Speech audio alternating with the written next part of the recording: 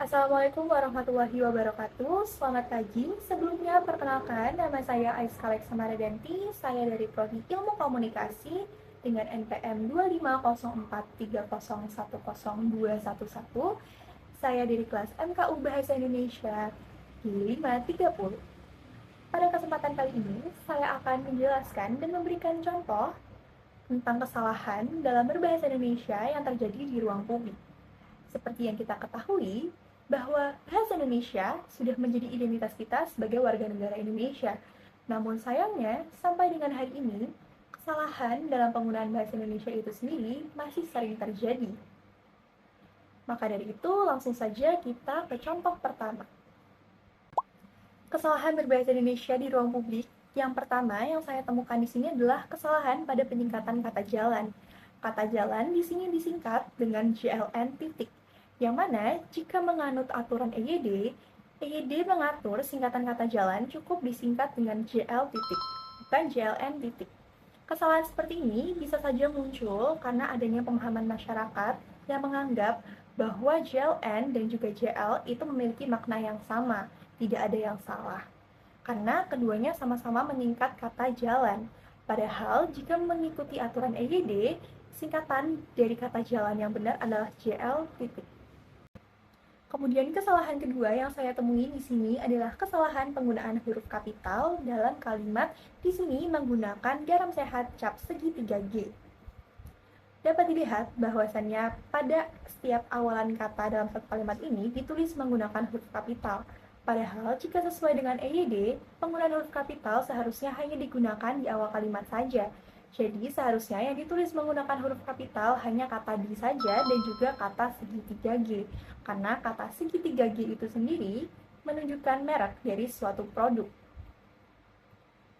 Kesalahan ini bisa muncul karena adanya keinginan dari pembuat banner untuk menarik perhatian lebih para pembaca.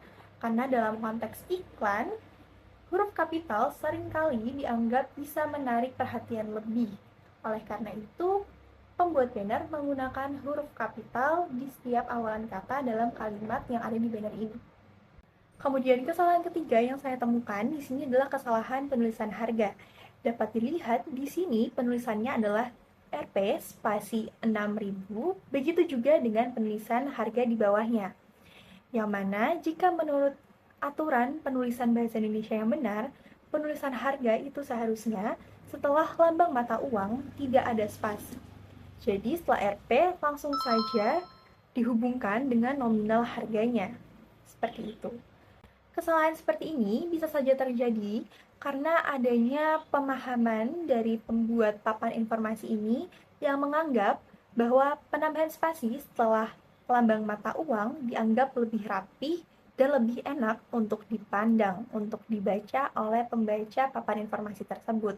Padahal, jika sesuai dengan kaidah penulisan bahasa Indonesia yang benar, penulisan benar adalah Rp tanpa spasi, kemudian diikuti dengan nominal harganya.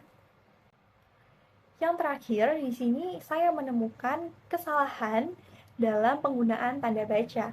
Dapat dilihat di sini penulisannya adalah Bus, Gunung Anyar, sampai dengan Ken Park. Begitu juga dengan bawahnya.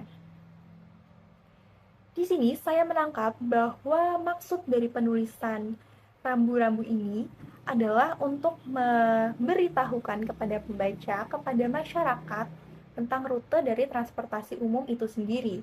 Maka di sini konteks dari tanda hubung yang tertulis di situ adalah untuk menyatakan sampai dengan atau sampai ke.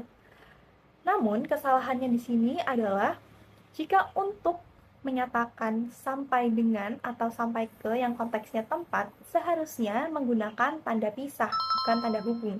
Karena tanda hubung digunakan untuk kalimat yang mengandung unsur pengulangan ataupun untuk menuliskan tanggal. Dengan tanda pisah memang dikhususkan untuk penulisan kata tempat yang konteksnya berarti sampai dengan atau sampai ke. Maka dari itu, penulisan pada rambu-rambu ini dianggap salah. Kesalahan seperti ini bisa saja terjadi karena adanya ketidakpahaman penulis atau orang yang membuat rambu ini. Mungkin orang tersebut menganggap bahwasannya tanda pisah maupun tanda hubung memiliki arti yang sama saja, tidak ada bedanya. karena bentuknya sama-sama strip. Baik, cukup sekian contoh-contoh fenomena kesalahan dalam berbahasa Indonesia yang terjadi di ruang publik yang saya temui. Untuk kedepannya, saya berharap masyarakat Indonesia bisa lebih menyadari akan pentingnya menggunakan bahasa Indonesia dengan baik dan benar sesuai dengan EYD yang sudah ditentukan.